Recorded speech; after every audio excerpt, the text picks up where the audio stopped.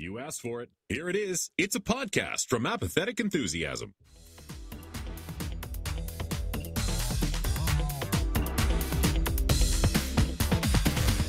Coming to you live from the horrors of the infinite.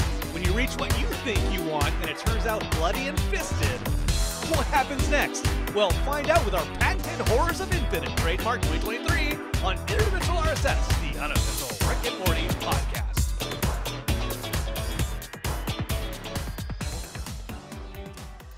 Well, hello everybody. My name is Travis.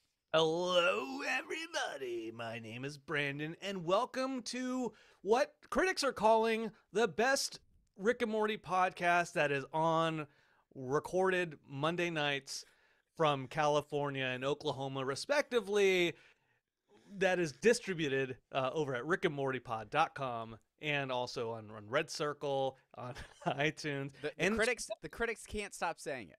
They're saying it all the time.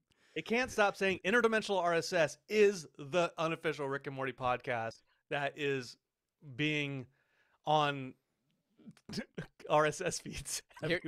Here's something that I know to be true. Okay. After an episode like we just got to watch, people are going to be listening to this episode. If you have not been back here for a while, welcome back. We're so glad that you're here. We're glad that you're listening.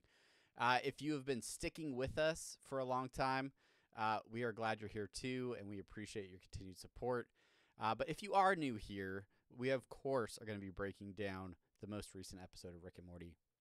But if you want to follow everything else that we're doing on the internet, you can follow us on X at Rick and Morty Pod, on Facebook, facebook.com/Rick and Morty Podcast, and on Instagram, Rick and Morty Podcast or Rick and Morty Pod, your choice. We have both of them. Send us an email with your thoughts. We want to know what you think about this episode, this season so far, now that we're almost halfway. We are halfway through it. Rick and Morty Podcast at gmail.com. And then we're on Blue Sky, I think. We've never actually logged in. Rick and Morty pod.bluesky.social. If you're on Blue Sky, you know how to get a hold of us. Check out the subreddit, rickandmorty.reddit.com. We are on there every Friday. You can get the cold open, except for this last week, which is now obvious why we didn't get that. We also have our own subreddit, rickandmortypodcast.reddit.com. And then, as you mentioned, we have our website, rickandmortypod.com. If you want to check out video versions of our episodes, you can go to youtube.com/apatheticenthusiasm.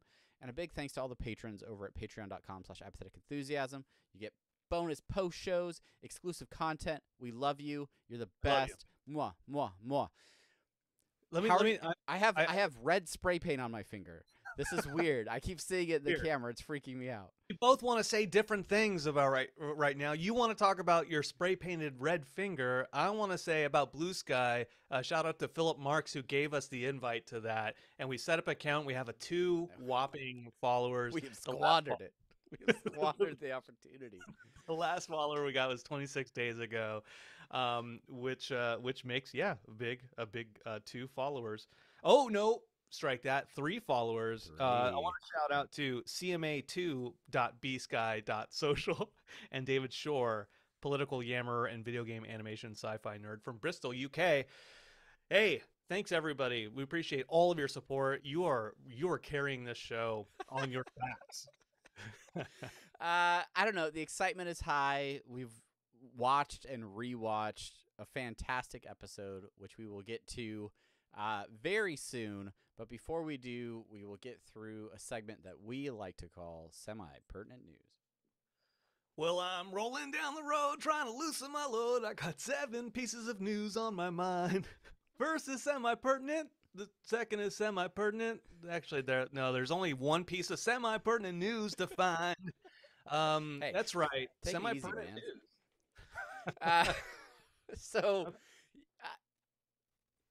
Thankfully, Dan Harmon didn't tweet or post anything on socials this week.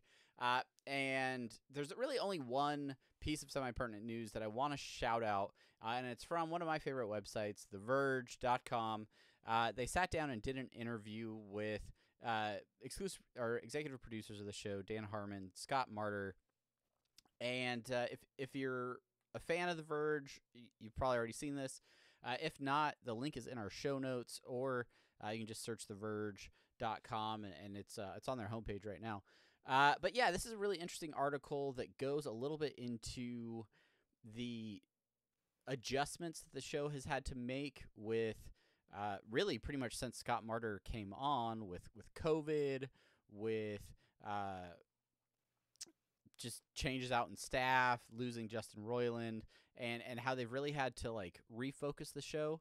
And throughout that, Dan talks a lot about his own mental health and seeking therapy and using that to kind of refocus himself, and how that has kind of bled into the show and allowed sort of the development and Rick's own processing of his mental health, accepting therapy and things like that. So pretty interesting article and a great interview with the showrunners. So yeah, I thought you should check it out. Go read it. You should go read it. There are a few other articles out there that are pretty interesting to read. I won't list them out here because I don't remember them, so I can't speak to them specifically. But they are there. There have been a few articles about discussing things like that recently. So yeah, hey, if there's any bit of semi-pertinent news, Rick and Morty related, any of the artists, any of the writers, any of the directors that you think would be great to be on the show, please shoot them our way. We're not on social media all the time. We're not just scouring Google all the time for Rick and Morty stuff. So if you have anything that you think we would be interested in, you as a fan would be interested to hear about, please shoot that to us over email. So I think that's it. I had an extra thought I wanted to say about semi-pertinent news. But I lost it. It's not going to be interesting now at this point in time. Looks like it'll be part of the post show. I forgot it. That means it sucked. The reality here is we are rushing through this first part of the show because we had such an incredible episode to cover. We want to get right into it. So when we come back, everything else is pushed aside, and we will get right down to business, reviewing Season 7, Episode 5, Unmortricken, right after these messages.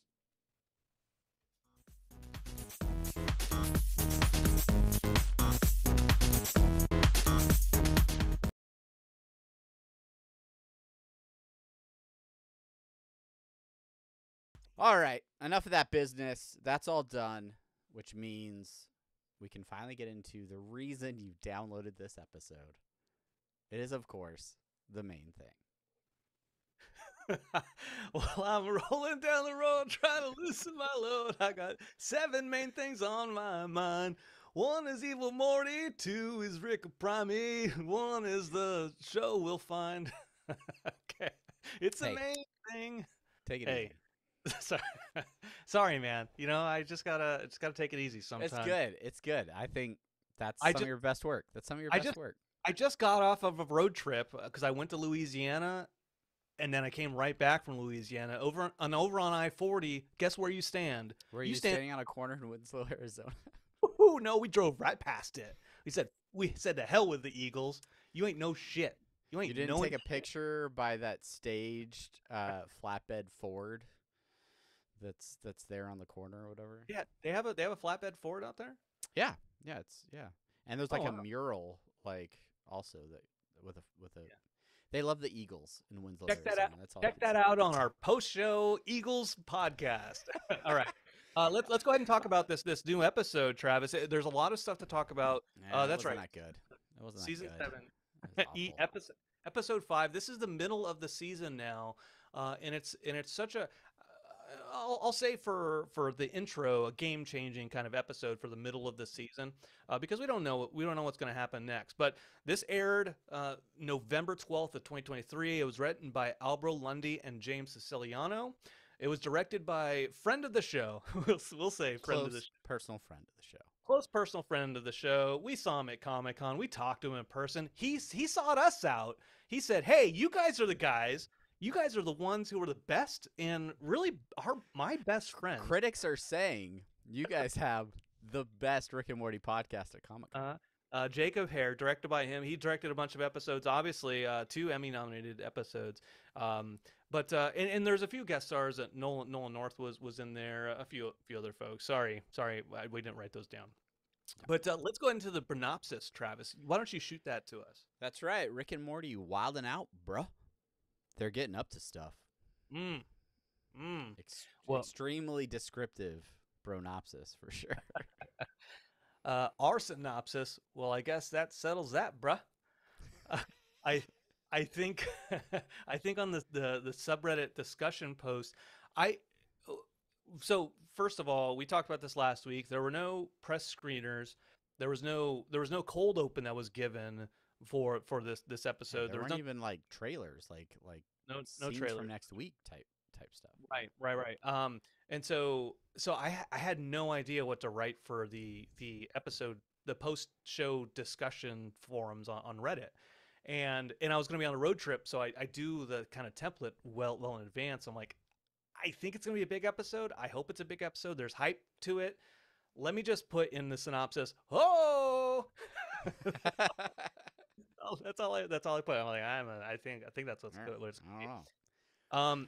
well, so the title the title reference for this, Unmortricken, it is the 1992 movie Unforgiven with Clint Eastwood, Morgan Freeman, Gene Hackman. Great movie. I think it won an Oscar. I do want to talk about that in a little bit.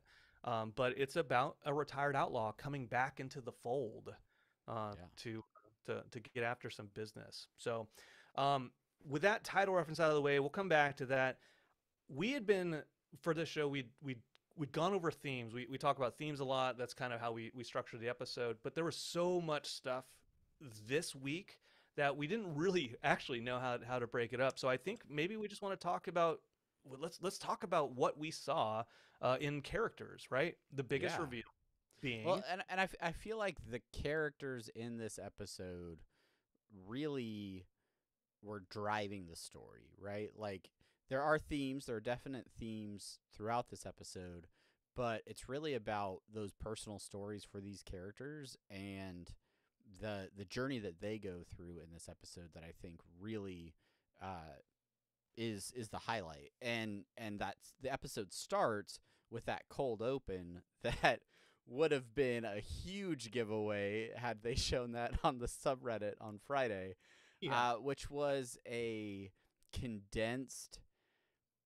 Evil Morty, a history, if you will, right? This montage that starts with essentially the origin of Evil Morty, learning that he basically was fed up with his Rick and overpowers him, and then starts his journey into what we see early on in the series, those first sort of glimpses of Evil Morty as we start to learn more about the Citadel and all these different things, and it goes through his entire arc, becoming President Morty and then escaping the Central Finite Curve, all of that happening before we even see the title card for the show. Well, what I like about it is the fact that his trigger point, Evil Morty's trigger point for all of this is the same shit that we've seen Morty go through for the entire show, right? Yeah. Like just another adventure gone awry, tired of getting shoved up aliens' butts, right? Yep. And Rick, that version of Rick being insensitive and not giving a shit about it.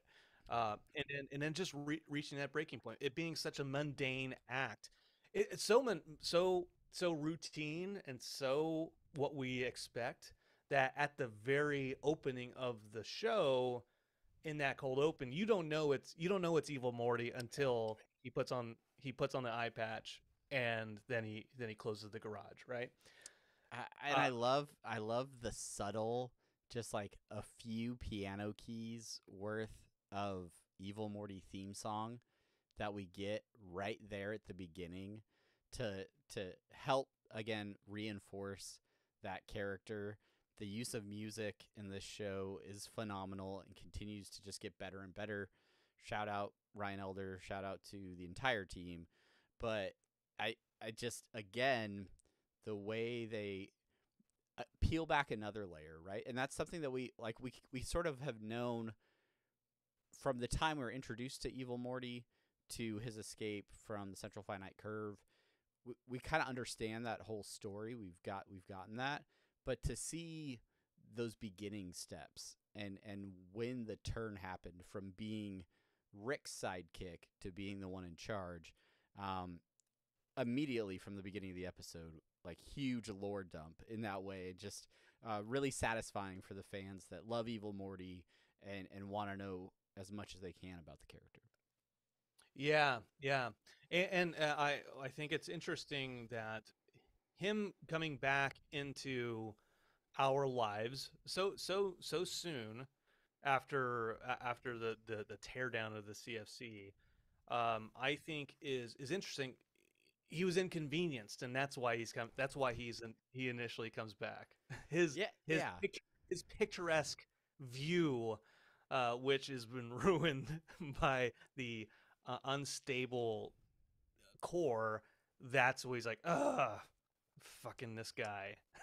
Yeah, I think the opening of the episode is interesting, where he's navigating this infinite, world where anything is possible.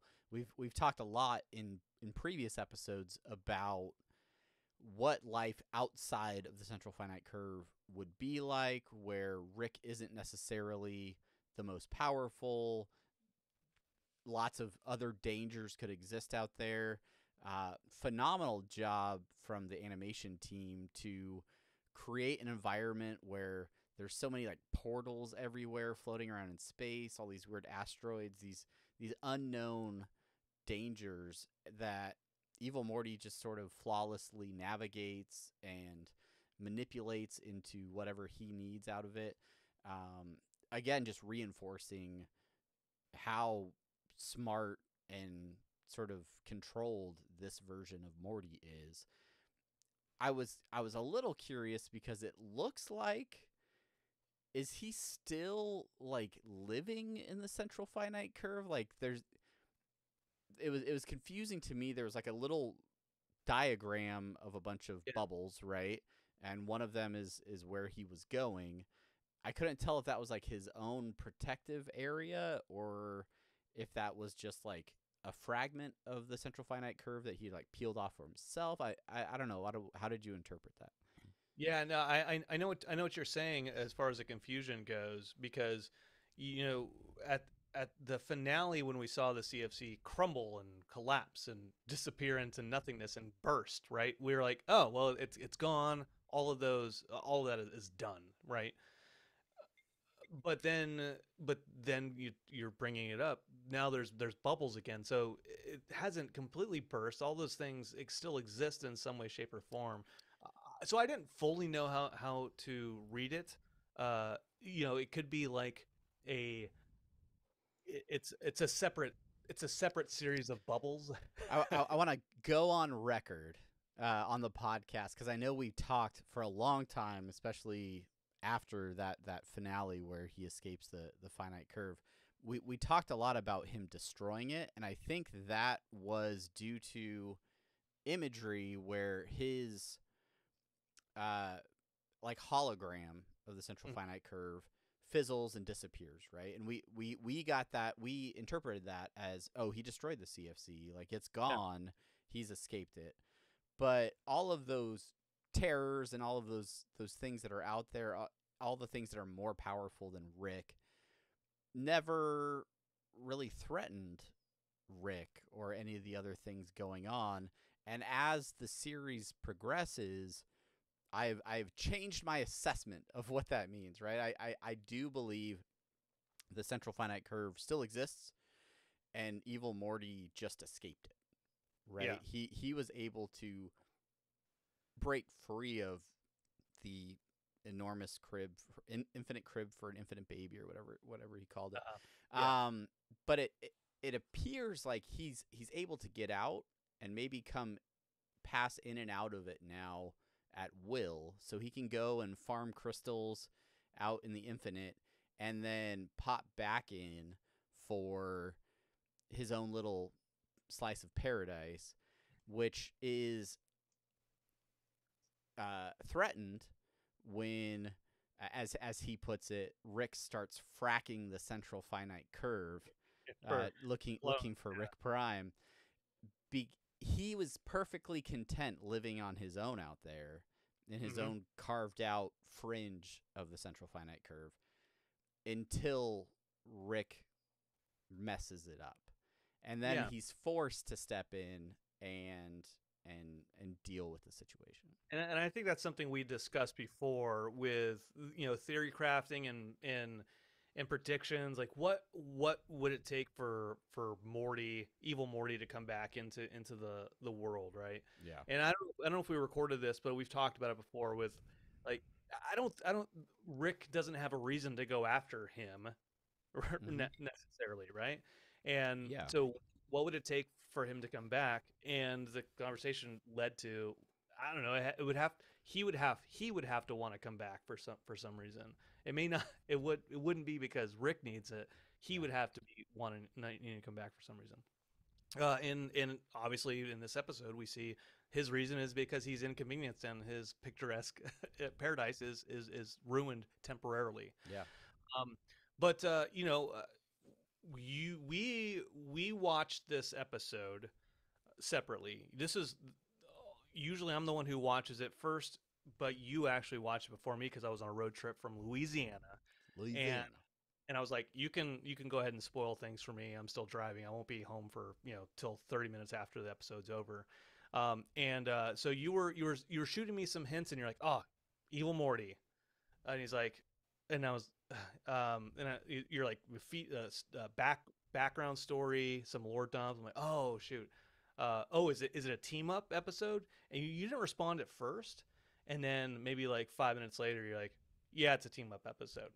And I got it wrong because I was like, is he with Rick Prime? And no, it wasn't with Rick Prime. It is a team up episode in a sense, but I shouldn't say team up episode because they were like not really teaming up. It wasn't like a Hobbs and Shaw situation. I don't know. I don't think I have a better reference. It's not a Fast and Furious situation where everybody's family. It's not. It's interesting because they are. I would say that it is a team up situation because it doesn't start that way. Evil Morty is doing things to assist Rick. Rick is not intentionally trying to, get rid of Evil Morty, though he does shoot at him very often. But it's a team up in that they both are trying to achieve like a similar goal, but they have different reasons for doing it, right? So Rick is obviously pursuing Rick Prime. This has been his goal pretty much since Evil Morty left. And then Evil Morty initially just wants to end the situation with Rick doing the quote-unquote fracking. So he's trying to stop that situation. It's through the course of doing that he learns about this weapon from Rick Prime, and then suddenly he has another motivation to continue to try and take out Rick Prime so that he can find out more about this weapon and go on with that. I'm gonna I guess take a pause right there because Brandon literally walked out on me. Brandon literally walked out on me on the podcast. I'm totally here. He's here. He's been here the whole time. He's been here. Anyway, so they do have these two separate paths that they have different goals, but I think again, Evil Morty, when he discovers that weapon, that encourages him to continue on this goal, not because he wants, Rick C-130 to be happy, but because he sees an advantage in it for himself. Yeah, everything you said, I completely agree with.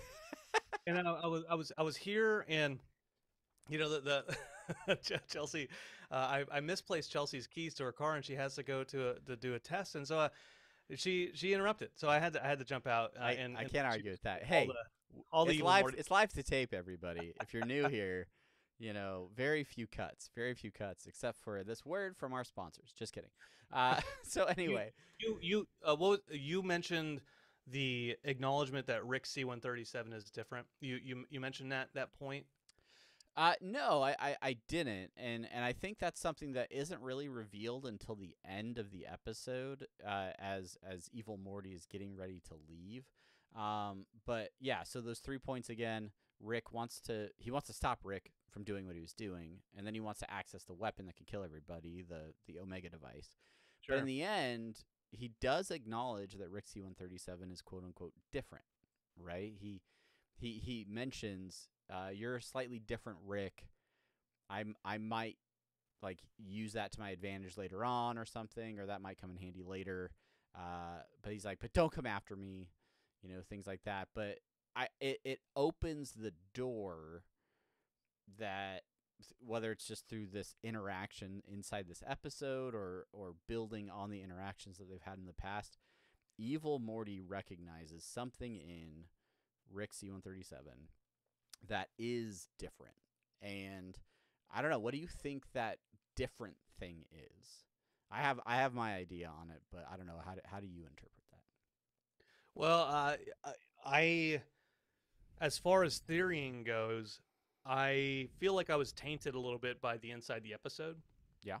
I will say that we'll talk more about Rick Prime here in a second, but the fact that Rick Prime notes that I kind of missed that it was just us two.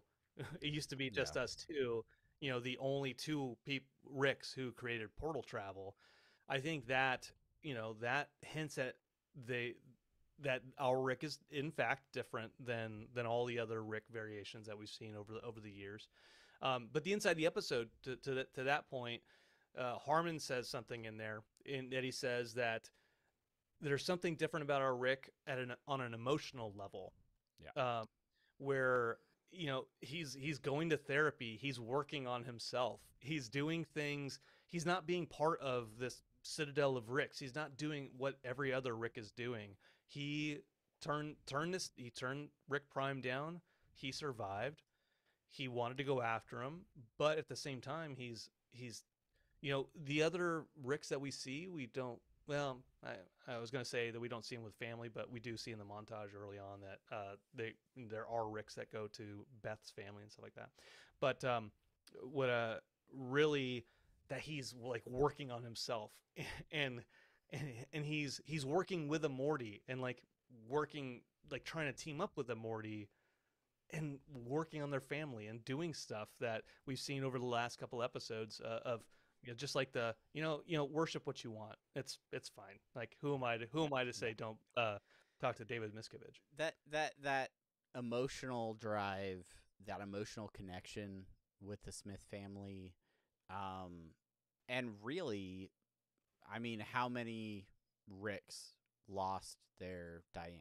All of them, we come to discover. All of them have. And he is the one that has used that to drive everything that he's done and fuel everything he's learned, and he's sort of always had that as motivation. So yeah, I think there's aspects of that make him different and make him, we've talked for years, right, about Rick and him being the Rickest Rick, right? And I think for a long time we attributed that to him being the smartest or most powerful in the universe, and nothing could be more powerful than Rick within the central finite curve. To the point where we went as far as to ask producers and writers of the show, like, how do you depower Rick? How do you create vulnerabilities for him? And really, like, since we had those conversations, we're not attributing this to our conversation in any way, No, but like, we have seen some of that happen, right? We've seen Evil Morty step up and be powerful enough to best Rick. We've seen this emergence of Rick Prime and the fleshing out of that character to be more than just, a character in a Szechuan sauce fever dream. Like, he's a real motivating character that is, again, more powerful than the Rickest Rick, right? And so what that leads me to think, like, if he's the Rickest Rick, maybe that's just a term, or maybe that's something other than just being the smartest guy, right? Maybe it's the Rick that cares the most, even though he's not willing to show it all the time, or he masks it, or he hides it behind drugs, alcohol, and sci-fi adventures. He's still he's still motivated and driven after getting after some of these things. I don't know. Yeah. On the you probably saw me, Travis, rearrange the show notes a little bit because we had talking about Rick primarily before Rick Prime, but Yeah. I think talking about Rick Prime first, I think to get after your conversation about controlling, uh, having a more powerful character. I think that's good to get out of the way. Yeah. Rick Prime is there. He is so powerful that he just likes to treat everyone like shit. All the other Ricks, he thinks every Rick is below him. He belittles everybody. Right? He's like, well, when I create a weapon, it works. Yeah. Yeah. Yeah. The Omega weapon, termed by an inferior Rick, and then our Rick says, "I heard it from an inferior Rick." Right? Yeah. And the question that we never get around to answering is why this guy wants to have his own Rick club. Yeah. Why start a citadel of Ricks, or why reach out to other Ricks? Yeah. Why be a piece of shit Rick and get a bunch of other Ricks? Say for, I don't know, a power trip, like a narcissistic power trip. Why would we? I don't know if you have the answer or if you have any thoughts on that. I think maybe there's an element where early Rick Prime, if we take his interaction with our Rick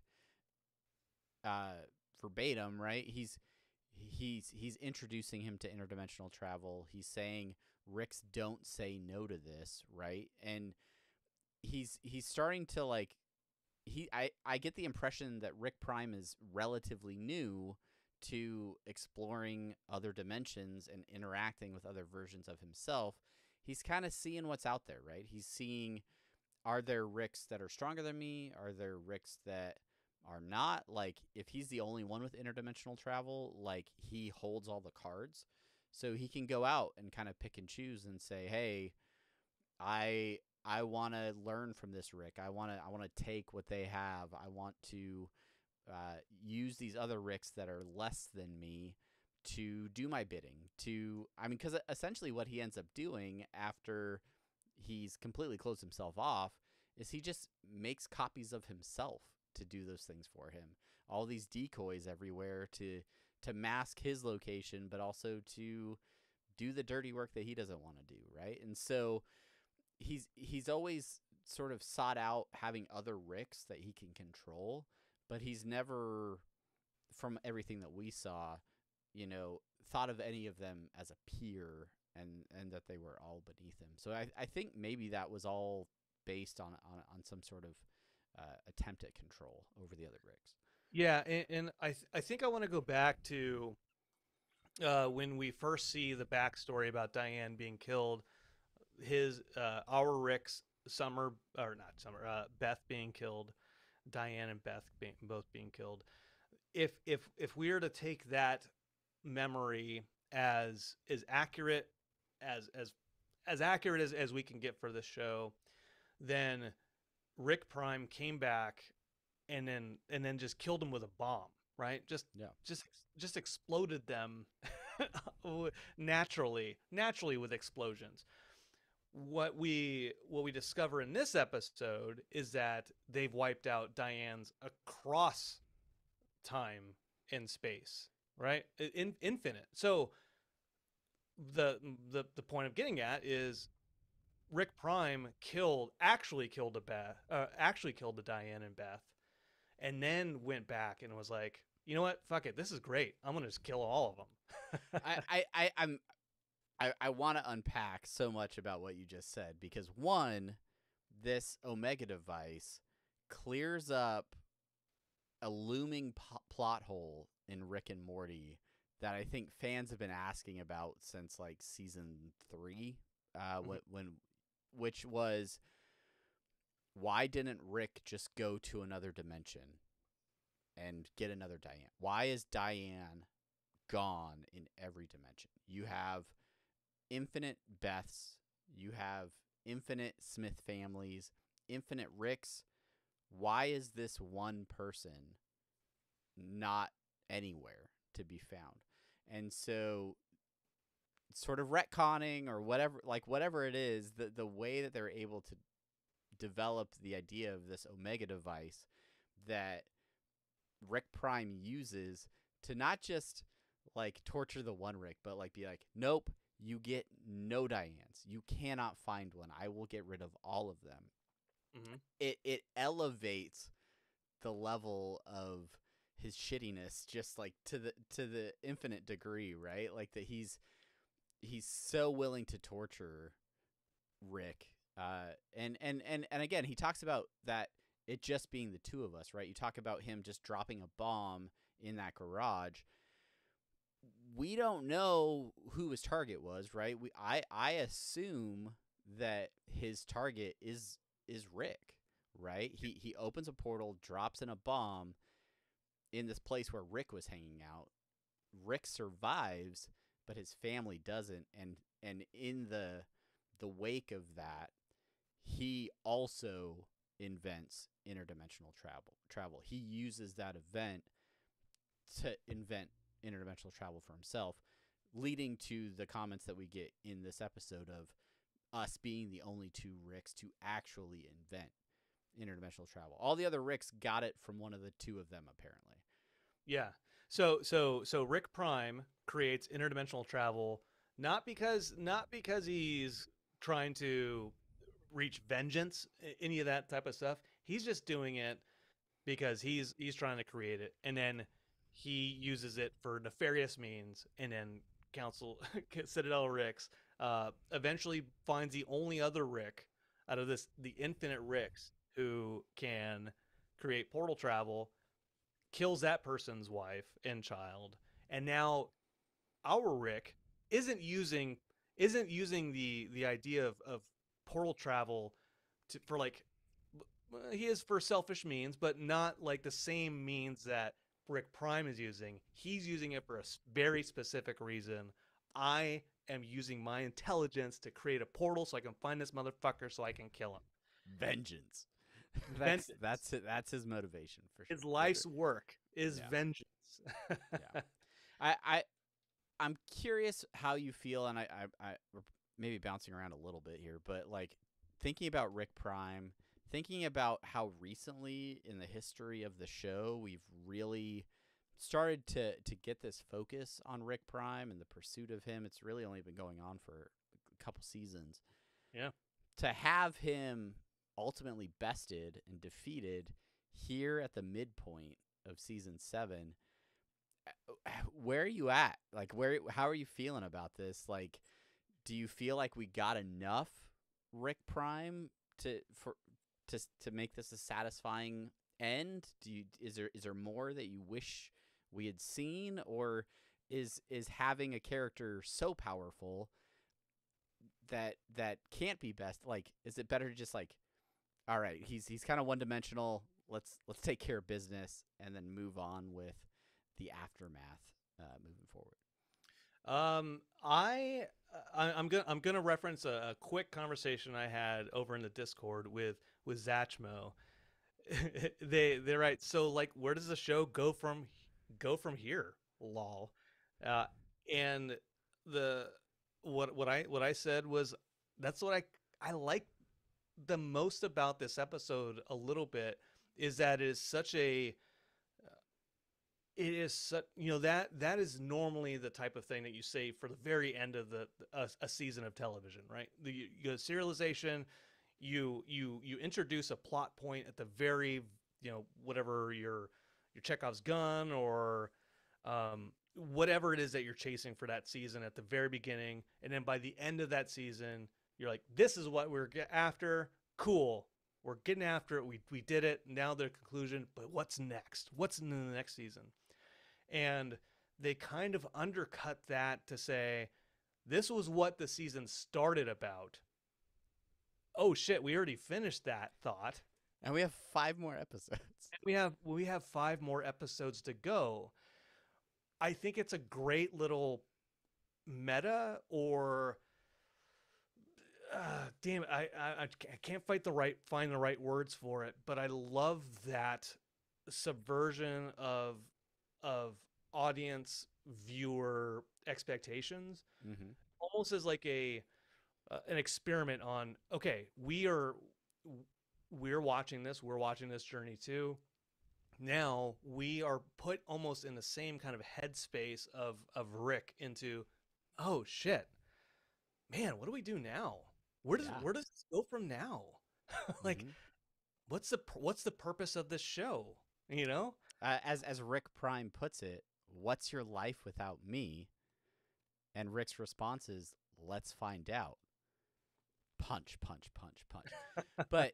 But yeah, exactly what you're saying. Like, this has been Rick's arc, whether we knew it or not, for several seasons. But this is really where we were led to believe, you know, this was going to be the big thing, the big canon. Now Evil Morty's out of the picture. We're going to focus on Rick Prime. Now, like, Evil Morty and Rick are kind of square. Like, obviously, Evil Morty holds the plans for the Omega device, and he's in control. But he's also like, yeah, I don't really have an issue with you, Rick. You're kind of different. Maybe we'll explore that in the future, but for now, leave me alone. Just don't mess with me. And Rick is left in his feelings, right? He's like, okay, I have beaten the focus of my obsession. Where do we go from here? And I think that's a theme throughout this episode that really is played out in that final montage, where, like, what happens after you get what you want? Like, is there depression after reaching our goals, right? The episode starts with Evil Morty living in the infinite, and he is living his goals of being free from Rick. Yeah. And we see a little bit about what happens for him after, because as much as you try to get away from those things that have bothered you or that haunt you, sometimes they continue to creep in, and you have to address them. And then at the other end of the episode, we have Rick, who is now at the beginning of dealing with what it is that he's been searching for so long. There's so much to unpack with what you've said in this last. Bam! There's my neutrino bomb for you. Jeez, I don't have enough Post-it notes to brain Let's get map. the red thread out. Let's yeah. Where do I want to start with that? First of all, like, such an apt comparison with the freedom that Evil Morty has at the beginning of the episode, where he's just doing what he wants, when he wants, wherever he wants, and the only reason it's inconvenience that brings him back. He's like, I'm doing what I want to do. The only thing that's keeping me from doing what I want to do anymore is this problem that I still have over here. Let's see what this problem is. And the conclusion of the episode, where he takes the Omega device and he's like, you know, like, I don't need to have infinite summers coming after me. Yeah. I think he says using a weapon like this doesn't get you left alone. Yeah. Which is really that motivation for him, is like, leave me alone. I don't want to be bothered. That's what he wants to do. He just wants to be left alone. And he knows what he wants. He knows what his motivation is. We knew what 75 episodes worth of Rick's motivation was, you know, retconning it now, looking back at the past. We know what he wanted to do. He wanted to find Rick Prime, and he wanted to get vengeance for murder of Diane and Beth. And he's found that. That was what we knew that he wanted this entire time. What the hell happens when you get, vengeance aside, right? That I think that's where I want to go with this. Vengeance aside, if your life's goal is to achieve something and you achieve it, then what's next? I saw this great documentary about Olympic athletes, right? Mhm. They start so young, and that is what their sole focus is on, right? Being the best athlete that they can ever be, winning medals, going to the Olympics, winning gold medals at the Olympics. The famous swimmer, right? What Phelps. Yeah, Michael Phelps. Michael Phelps wins all these gold medals. What happens after you do that? And there's nothing after that. What's Yeah. next? And the documentary talks about, Endorsements. well, and that's for people who have endorsements, right? That's Yeah. that's for folks who get the endorsements. There's a lot of athletes that never get endorsements, that win those medals, then they have to go back to working at Dairy Queen in like Arizona or something like that. That has to be one of the most depressing things that you have, where you're singularly focused, achieving your goal, and then being like, well, fuck, what's next? Yeah. Vengeance aside, I think, like the focus angle, I think we'll focus on, but I think all of us have this, even for me, like, I spent 22 years in the military. I didn't think that was my focus. Then I retired from the military. I was like, oh shit, whoo, what is my life What anymore? now? Ugh. What now? It happens, and there's a Yeah. we talk about mourning when we talk about, people dying, relationships, friendships, but there's also mourning. There's a mourning period when it comes to your life now having to change in dramatic ways Yeah. and subtle ways. And so I'm interested to see how the writers take this from here. And looping back to everything we've been talking about, even in semi-pertinent news, this focus on mental health and therapy and growth and development, like I think there's a compelling story that can be told here, where how does Rick adjust to this new form of existence? How does he cope, and how does the Smith family, how does his relationship with Morty help that or hinder it, right? How is it affected by the people around him? We do get scenes from next week after this episode, and there is a quick clip of Morty cashing in adventure cards, right? He's got a stack of Morty adventure cards, and he's ready to cash them in. I would not be surprised if in the next episode we sort of open up with Rick still in this funk, still in this, like, I don't know what to do. I'm not motivated to go on adventures right now. I'm not motivated to work in the garage. I don't know what's next. And maybe Morty comes in and says, "Hey, like, we need to go do something." Rick's against it, and he says, "You know what? I got adventure cards. We're doing something. I'm picking the next adventure," right? And maybe that's the first step. Maybe that's the first step towards, within the context of the story, that growth for Rick. But from a meta perspective, this is another reset, right? This is an opportunity to restart the relationship, get back to those classic Rick and Morty adventures that we had in the past. Like, every time we lose these big canon arcs, we're like, "Oh, what's gonna happen with this show? There's no evil Morty now. The show's over. The show's doomed." And then we get, like, all this stuff with Rick Prime. Evil Morty comes back. Like, it's all great. Maybe we take some time. We go to Boo World. We go to like these other planets, right? Like, we get some just, like, one-off adventures as an opportunity to kind of, like, explore that aspect of the show again.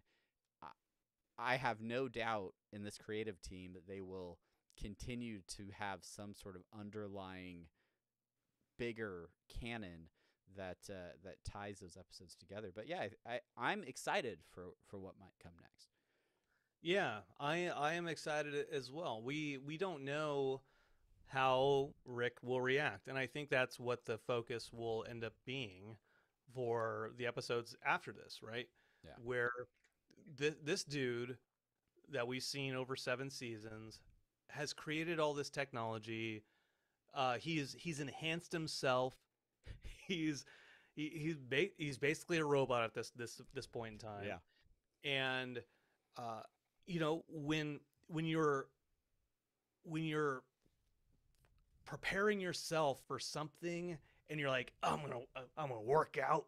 I'm gonna run a marathon. I'm gonna do Get all this fit. stuff. I'm gonna use this training Woo! plan. Woo! And then you run Gonna your get marathon. Coach Bennett yelling in my ears. Ah, it's gonna be great. And then you run your marathon, and then you finish your marathon. Like, I did it. I did it. And then guess what? After you finish the marathon, you're like, well, Time some to people get fat again. some people keep running, but some people stop running, and they're like, that was good enough. I did what I needed to do, and then they let themselves get weak. Right? Rick Yeah. as Yeah. was I feel preparing. I feel attacked, Brandon. Thank you. Yeah, a little Appreciate bit. it. Well, I'm Appreciate supposed to run a 10 miler in December, and I Yeesh. I'm All right. As But we were saying. Rick has been preparing for a 10 miler to a marathon his entire life since Diane and Beth were murdered, and he has run that marathon. All that technology that he's ever done, that he's been developing, all his enhancements, he doesn't. There's what's the point in creating anything anymore? Yeah. That's what he was doing it for. That was what it was for. Yeah. What are the adventures for now? And so maybe what we'll see is that maybe he starts to realize that the adventures, they weren't just about Rick Prime.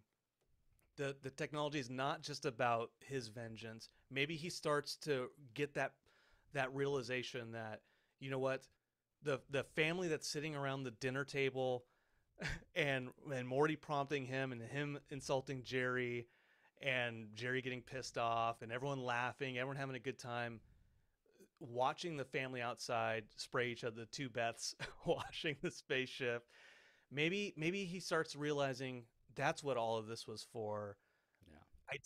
I did this vengeance stuff, but you know what? The result.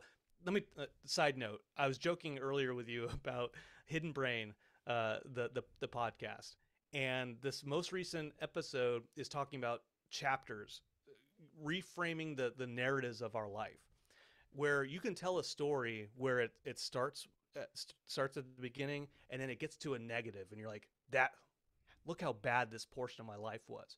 But then if you expand that chapter to include the next chapter of your life, where it's like, but then what happened is something really good happened from that, and then you combine them all, you'll see that those chapters together make a really, really good chapter, section of your life, an entire book of your life. So if Rick can take that, and if he can re-establish the narrative of his life and look at it like that, then I think it would be great. I think that maybe that's where we head, and then it ends up on the Disney Channel. And, oh, Yeah, look, it gets dropped from Adult Swim and it becomes a made for TV movie or something. Lifetime with one of Harmon's twin movies. It's part of Fox's Sunday animation domination. With Crapopolis.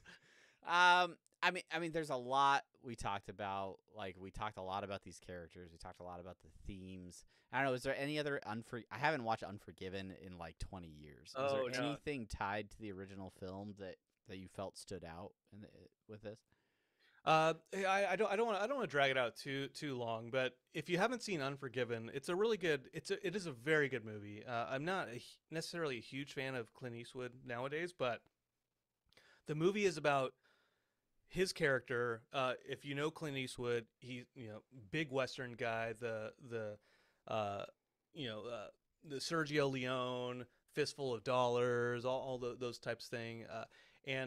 So in the 90s, when he did this Western, it was about him being a retired outlaw.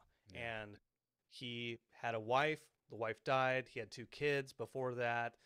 And then he gets pulled into some prostitutes are a prostitute is like defaced, and all the prostitutes get together and they want vengeance on the people that defaced her, and so they end up finding Clint Eastwood's character, who's like, yeah, I'll pay this money because I want my kids to be raised right.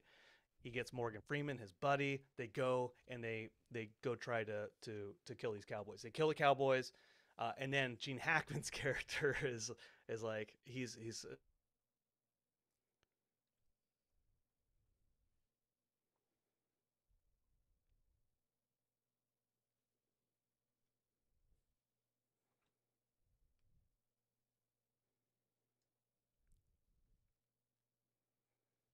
hesitant to show any kind of violence.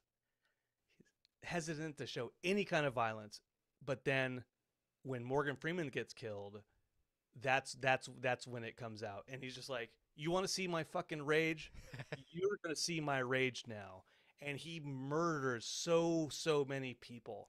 So this guy, the whole movie, he's a good guy that we see, that we know. We know him as a good guy, but then we actually see like his rage, the murderous capabilities that he has, and the very very last scene of this episode, when we see Rick hitting that moment where it's pure, it's unadulterated.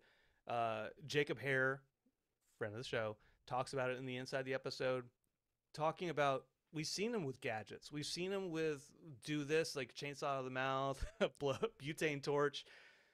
It's just him and his fists, and it's raw, and it's saying, this is who I really am at my core. You did something to me, and you're gonna get what you deserve. Yeah, that is such an intense scene. Probably, I mean, one of the most powerful of the series, I think, in terms of just the visceral experience for Rick, processing that grief with each punch, and just essentially getting that closure. But such a deep, such a complicated episode. We could probably talk for 2 hours about it. But we want you to keep listening. We want you to keep listening to this podcast. So we're gonna rapid fire through some favorite bits. This rapid fire. This was not necessarily like the most hilarious episode in terms of like jokes and humor, but there were a lot of moments in it, funny or interesting, that really stood out to me. The first one is in that cold open montage where they go to the Citadel of Ricks, and there's that fat Rick behind the counter at like the Morty tracking place. Yeah. And he says, an eye patch. You know how we feel about pirates.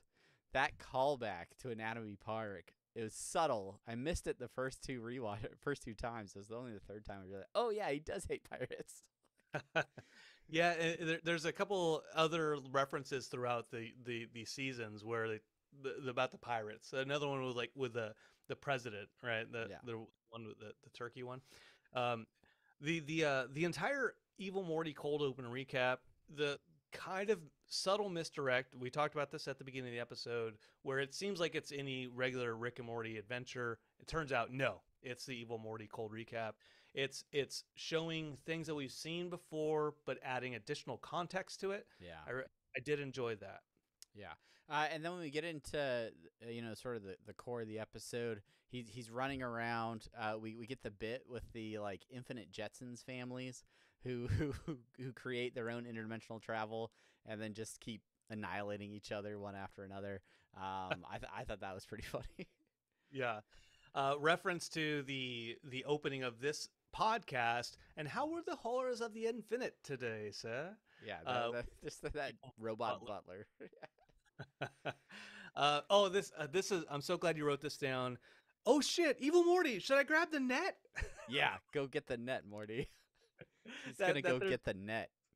There's a net. Hang tight, he says. He's gonna go get the net.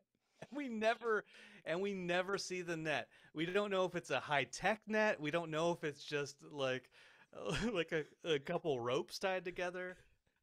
yeah. I just love. I don't know. It's perfect. It's so good. I Um, I almost uh, wish there was just like a rope net, just the the it most just low comes with technology. like a big like a dog catcher like from an old cartoon or something. When Evil Morty is violently talking down to Rick and talks about, well, at least filter for probability status, and Rick's just like, I was gonna, duh, like it's just like sort of dismissive covering for one of his miscalculations. I think it's an interesting way to hear Rick respond to somebody.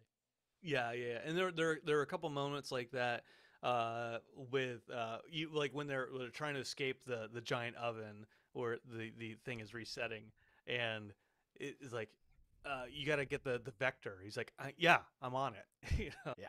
Mm-hmm. Yeah, Yeah. I'm, Let me have that. Right. And uh, that to me is an interesting moment too, where like they're trying to get out of there. Um, Rick just like tells Evil Morty to give him his portal gun, and he starts taking them apart. But there's no like fight back from Evil Morty. He's just like, yeah, okay, here's my portal gun. You're gonna use it. Like in that way, Evil Morty recognizes Rick's capabilities. He knows Rick is not, useless. yeah. But he's still gonna hold it over his head that he's, you know, smarter. What Uh, what I- what I liked, I didn't see it in the notes. What I really liked was the portal. What I in you see it in the you see it in outside the CFC. You see a bunch of different portals, but also in that moment when they're combining Evil Morty's gun, Rick's gun, and then the black fluid from Rick Prime. That portal is green and black and gold. yeah, I I really love the integration of the different portal colors in that scene and throughout the rest of the episode. yeah. No, I thought it was phenomenal. I like when they're in the quote unquote Roach Motel with all the other Ricks. Rick using the term Rick-splaining. I feel like I feel like that's something that should be used maybe more in this show. And then also in that sequence, the line where Evil Morty says the worst turd is a pizza. I've watched this episode now I think 4 times. I still don't understand how the worst turd is a pizza, but I'm with Morty on this one. I don't get it, but it's an Um, interesting line. it might be a more of an intersectional logic type of thing where somebody used intersectional logic on me the other day. You're just making stuff up now, Brandon. But here's what I took that as. Here's my interpretation of that.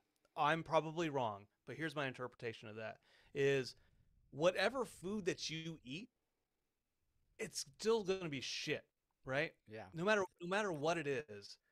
It's ice cream, it's like the best steak you've ever eaten in your life.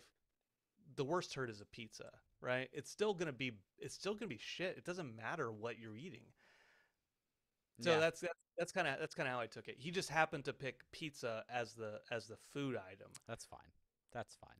I like the line. If you were just one fat Rick, impressive cardio. When his saw-like chamber of horrors accounts for the fact clearly it's based on weight, right? Well, So yeah, yeah. I love that it's a callback to what he introduced it to, yeah, like, a bunch of Ricks, or maybe just like one big Rick. yeah, yeah. One fat Rick. Yeah.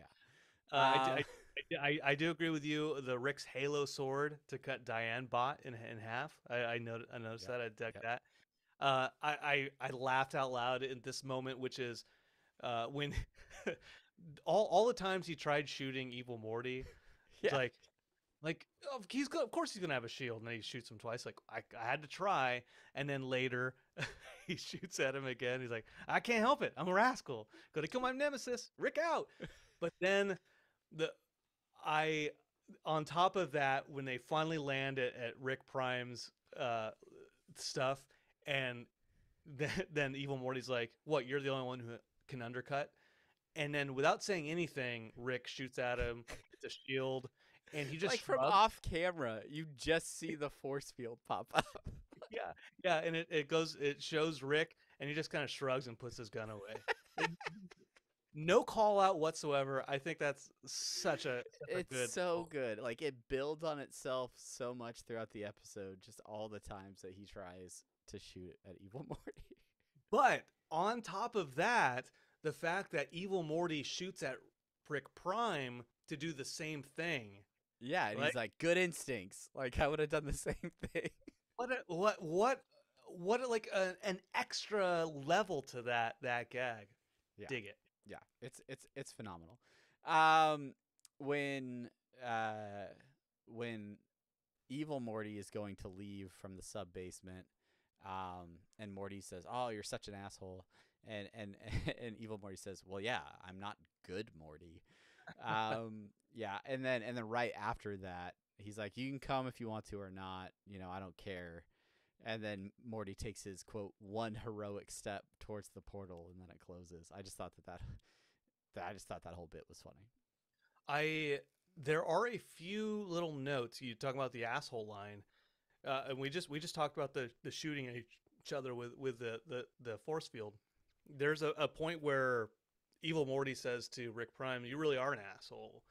Like there's a couple of those mirror kind of lines, those mirror kind Yeah. of gags, where it's like you can tell they're related, you know? Yeah.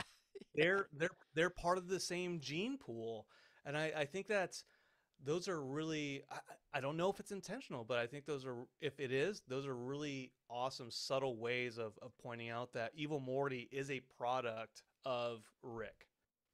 Yeah. Yeah. Okay. I'm fixing this because I have a typo in our notes. The line from Rick saying talking to his spaceship when he gets to the Omega device, and he says he built it again. This was interesting to me at first because as I was like, what does that mean? And it was in the same rewatch where I realized the first Omega device was a one and done. Like he created the device, killed all of the Dianes, and then it was destroyed. So this version 2, yeah. And it was confusing because he said that right when we saw a decoy grab onto Rick, and so visually he's saying, "I built it again." He can fire more than once, and then I thought he was talking about the decoy because it was highlighting the decoy when he said that line, and so on the third rewatch I was like, "Oh, okay, okay, all right, I'm not, got it sorted out. Okay. I like that it was sort of modeled off after like a Death Star, with like circular, spaceport with lasers coming into it and stuff like that. A nice homage to that as well. We talk about Rick continually trying to shoot Evil Morty. As a fan of the original Total Recall by Paul Verhoeven with Arnold Schwarzenegger, look, open your mind. I'm a huge fan of Quado from Total Recall, and when Quado Rick showed up out of nowhere, The second I saw that, I was like, Brandon's gonna love this part. Brandon is gonna love this. and you weren't wrong, Travis. Yeah. I think you know me a little too well. Yeah, I one of my last favorite bits is as Evil Morty is purging all of Rick Prime's backups and downloading the plans for the device. The name of the plans is just Schematics Booger AIDS V2. It's good to know that all Ricks get bored naming things and just put ridiculous names on their projects. We had so many favorite bits, clearly, because there's the episode is chock full of them. But that is basically it for what we have there. If you have any, make sure you shoot those out to us over on our email, X, or Blue Sky. Some of the best and worst parts. So, Uncle Slow, R.I.P. Slow Mobius. What a mind blower. Such a great callback.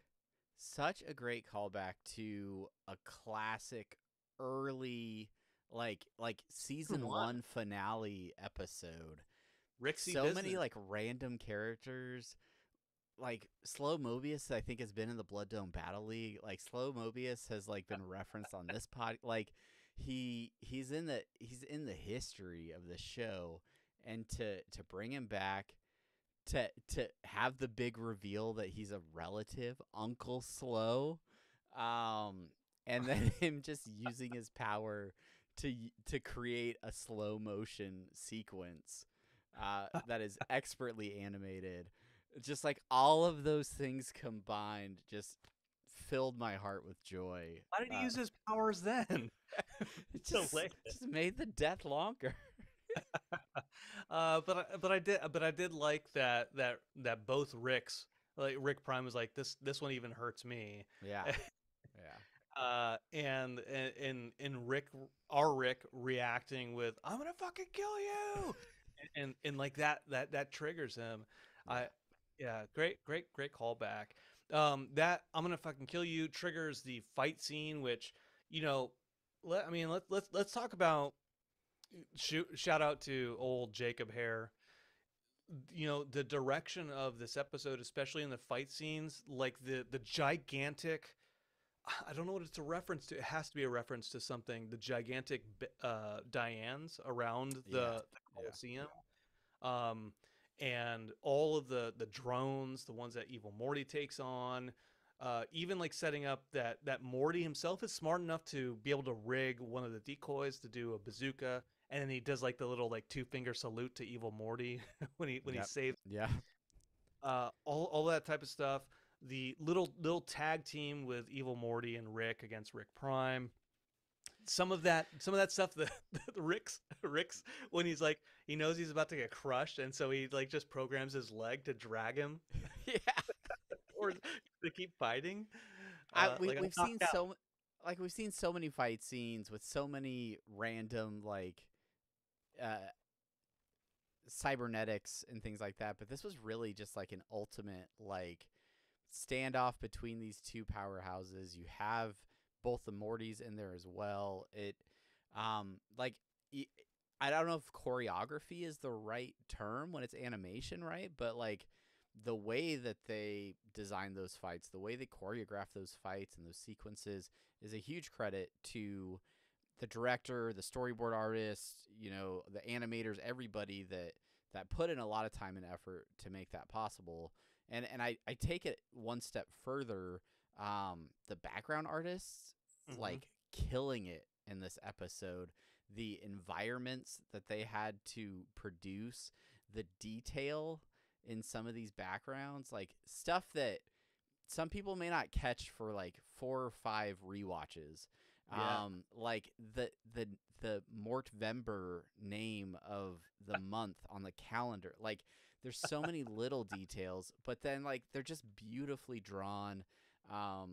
Like the color choices, like just everything. I was just saying, I was watching this episode and thinking back to like early and just like how far this show has come visually. It's just phenomenal. And we started by talking about the fight scene, but even in that opening where Evil Morty is outside the CFC and he's exploring that world, and we see the Jetson family variations kill each other, and I didn't spend enough time screenshotting like I would normally try to do, like capturing all these different images. But as Evil Morty is in the spaceship, he's flying away. There's so many other portals, different colored portals in the background with different characters that are falling through. We do see the opening from last season with the Time Eater, the Portal Eater. Yeah, it's a cameo of that. You see so many things. It is so much work and such talent that goes into it. So, anyways, shout out to them. Yeah. Obviously, we have to shout out the final standoff, the really emotional sequence where Rick Prime, strapped to a chair, left with basically nothing but cutting remarks as he is just taking punch after punch as Rick unloads decades of vengeance upon his foe. Super powerful. When you talk about this show with people and they say, "Oh, it's just a dumb cartoon with dick and fart jokes and bad sci-fi," It like, turns itself into a pickle, right? yeah, that's the pickle show, right? Like a scene like that. I mean, it really goes a long way to show the depth of the show and Yeah. the way they're willing to take on Visceral. certain things. Yeah, visceral. Visceral is the word to that I would use, because every time he punches Rick Prime, a little bit more bruised, a little bit more blood, a little bit more battered, and then he comes out and Evil Morty says, "That's not an alive amount of blood," or whatever he says, right? Yes. Yes. But yeah, like you're watching that, and it's like some of the horror movies that I've seen, where it's like, this is just really uncomfortable. But that's the point of it, is that you don't you shouldn't want to feel comfortable with seeing that level of violence and that level of just hatred and Yeah. anger. You shouldn't want to feel that way. You shouldn't want to relate to that. And that's what makes that a little bit powerful. So, so that takes us into the ending tag, which I don't know how you feel about it. I really like the ending tag. I do too. I'm sure you do. This is not me hating on an ending tag like in No. some of our previous The episodes. vacuum. The vacuum. I really like this one. I think it's phenomenal. I think it's great. Yeah, and it's because Slow Mobius's wife, she sets out on a path for vengeance, similar to Rick did. Many Ricks have done, but instead of focusing on that, she has found somebody else that she can talk to, and that she has grown from, and like she's found a new purpose in life. That's really what it boils down to, is she realizes that anger and revenge isn't what is going to make her happy, and sitting there with her new I'm assuming presuming husband, whatever, or wife, whatever New it is, partner. new Yeah. partner. New alien partner. They're sitting there watching their kids grow up together and have fun and smiling and being happy. Yeah, and I like that they have the framed photos of their, former spouses on that shelf together, honoring their memory, but still allowing the space for them to make those new memories and move on and have closure with that. Framing those chapters, the way that parallels and compares and contrasts from Rick's story, like even to the point of using the same music from that flashback of Rick, like going through that process, and that music ending on a much more major note, a hopeful note, right? Yes. It didn't end on a minor where you're like, oh, this is gonna be sad. It ended on a major note where it's like there's you can use a discordant sustain, or to where it's like it like, oh, this isn't gonna end well, or you can end it on like a very, very hopeful note. There's a song that my son listens to every night before he goes to bed, without fail. And Shake It Off by Taylor Swift.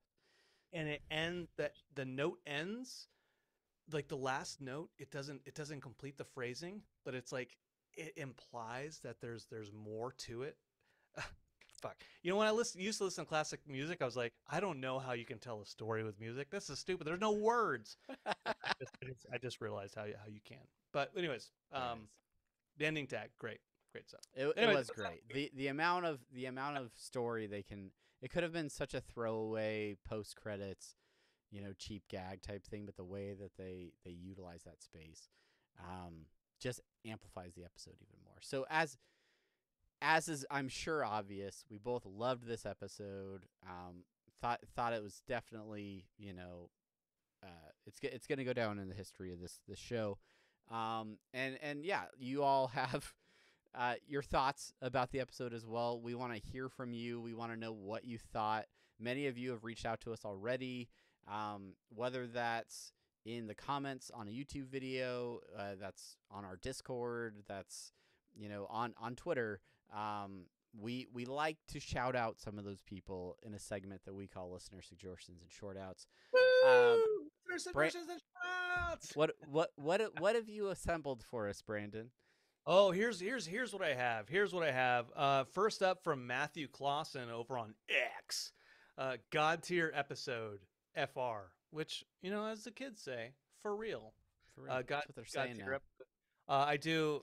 There's also a reference there in the inside the episode where Harmon says, like a real villain, like a villain like has you and controls you. That's what Evil Morty is, and that's what a real god would do. Yeah. Anyways, pointing that out. Also, Rick and Morty shots over on X. I hope you guys also touch on how amazing Prime and Evil Morty sound. Probably a really unique situation. I'm just so glad the show can take itself and the story seriously sometimes. It was funny, but nothing that compromised the story for meta jokes. I loved it. Yeah. Very, very. The sound of Prime and Evil Morty.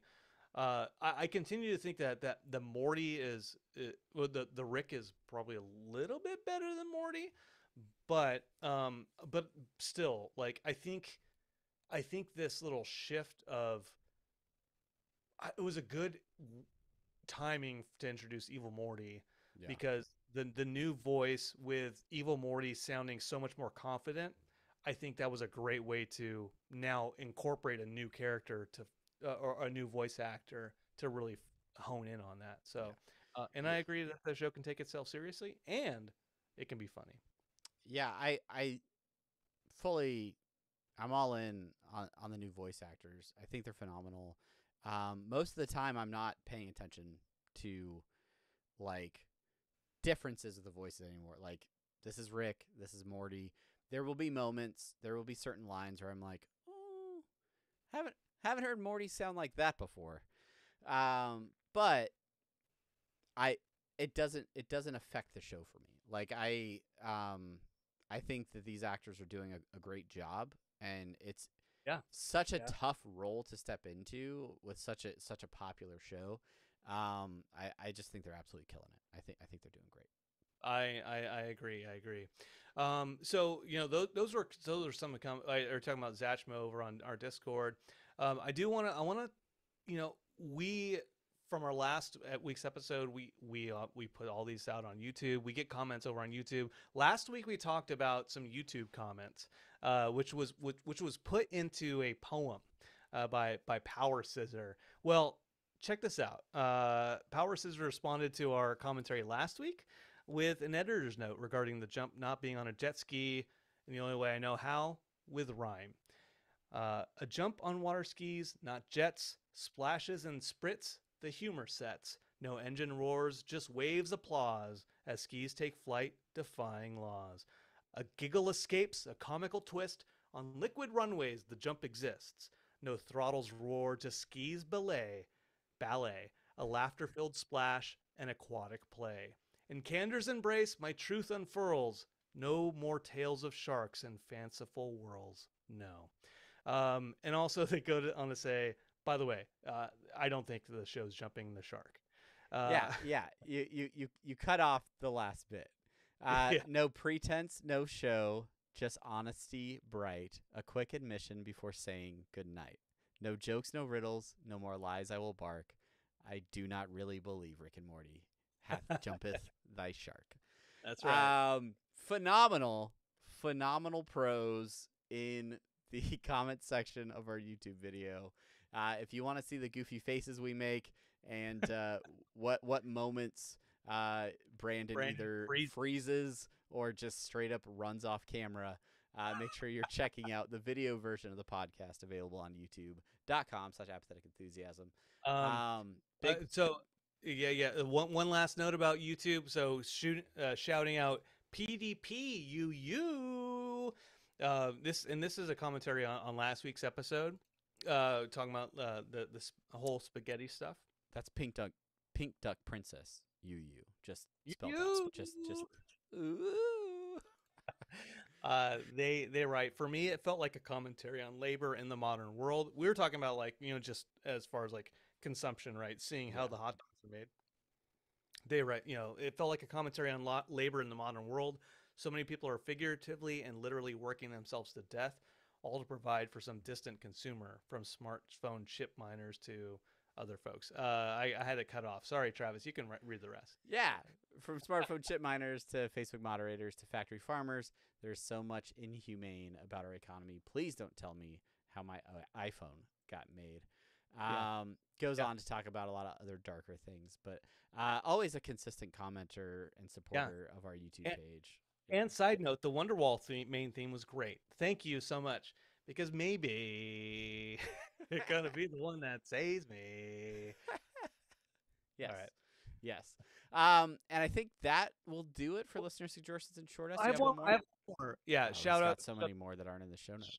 Shout out to Linkler, who also got us a voicemail message last week about the spaghetti episode, talking about the ending montage, which was great. We talked about the Oasis piece, so wonderful. And really, like, the music they've used this year so far, using those licensing fees very, very well.